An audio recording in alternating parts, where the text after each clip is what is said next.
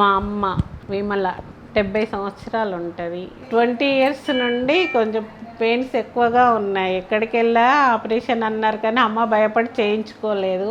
Doctor గారు ధైర్యం చెప్పి అమ్మ నేను నడిపించి పంపిస్తాను అని చెప్పారు. చేయించాము, నడుస్తుంది బాగానే. ఇప్పుడు ఓకే, బాగుంది. చాలా అంటే అసలు అడుగు తీసి అడుగు వేయలేకపోయింది, కానీ ఇప్పుడు ఒక బెటర్గా నడుస్తుంది.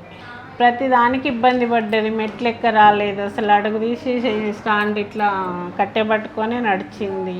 ఇప్పుడైతే అసలు నడవ రావట్లేదు, ప్రతి దానికి ఇబ్బంది అయిపోయింది. మేమే చూసుకున్నాము, ఇప్పుడు చేయించితే ఓకే అయింది.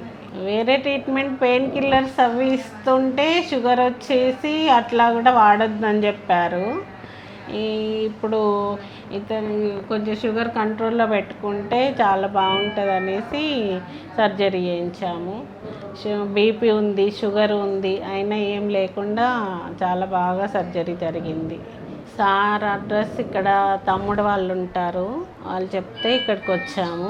వేరే వాళ్ళు చేయించుకుంటే చాలా బాగా అయిందక్క, డాక్టర్ దగ్గర చేయించుకుందామని చెప్పారు.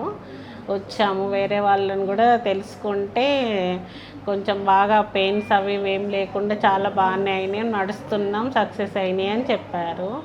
అందుకే అమ్మని తీసుకొని వచ్చాము ఇక్కడికి. సార్ వచ్చాక అదే ఏజ్ ఉంది కదా తట్టుకుంటుందా అనేసి అడిగాము. అమ్మ నేను అంతా చూసుకుంటాను, తట్టుకుంటుంది, ఇంతకన్నా 90 సంవత్సరాల వాళ్ళకు కూడా చేసాము, మేము బాగా చేస్తాము, ఏమి ఇబ్బంది లేదు, మాదే బాధ్యత, మీ అమ్మని నడిపించి ఇంటికి పంపిస్తామని చెప్పారు. మండే రోజు ఆపరేషన్ చేశారు. తెల్లవారి డాక్టర్ ప్రొద్దుడు మాపి చూశారు, నిలబెట్టి నడిపించారు. హాస్పిటల్ వాతావరణం కూడా బాగుంది.